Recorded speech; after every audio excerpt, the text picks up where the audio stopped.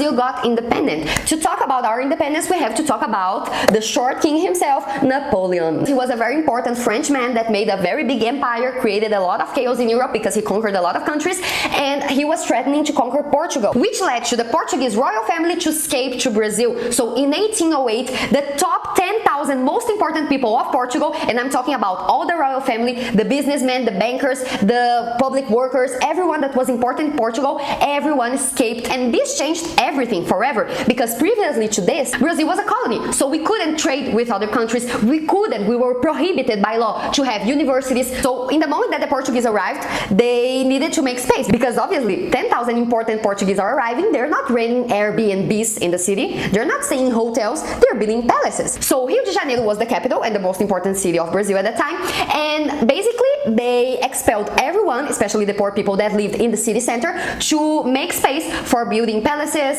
and universities and the botanical garden and a lot of things that you can visit. If you go to Rio de Janeiro and you go to the historical center, you will see all the Portuguese constructions that were made there. And those poor people that were literally expelled from their houses without compensation, they had to go for places where it was for free to live. And those places were the hills. If you ever went to Rio de Janeiro, you know Rio de Janeiro has a lot of hills. A native flower that grows on those hills is a white flower that is called favela. And even after Napoleon was defeated in Europe and the Portuguese could go back to Portugal, they literally preferred to live in Brazil and continue living in Brazil for years. They only came back to Portugal because the Portuguese population made a rebellion, because they wanted their royal family back, and this started a fight because the king of Portugal, that at the time was João or John VI, he went back to Portugal and he left behind his son Pedro or Peter, okay? And the rebellions were happening in Portugal, and Pedro's father João was like, Pedro, please come back to Portugal, let's make Brazil a colony again.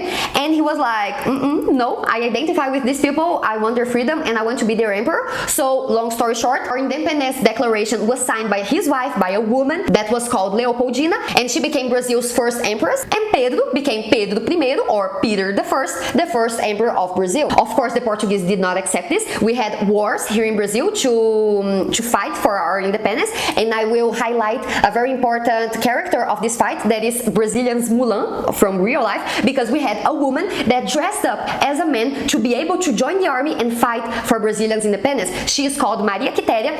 After she was found to be a woman, she was allowed to enter the Brazilian army. She fought for us, and to this day she is the patronum, she is the head symbol of the Brazilian army. So this is very nice to mention. And after wars, conflict, and Brazil having to pay a huge compensation for Portugal, Brazilian independence was acknowledged and recognized by the whole world in 1822.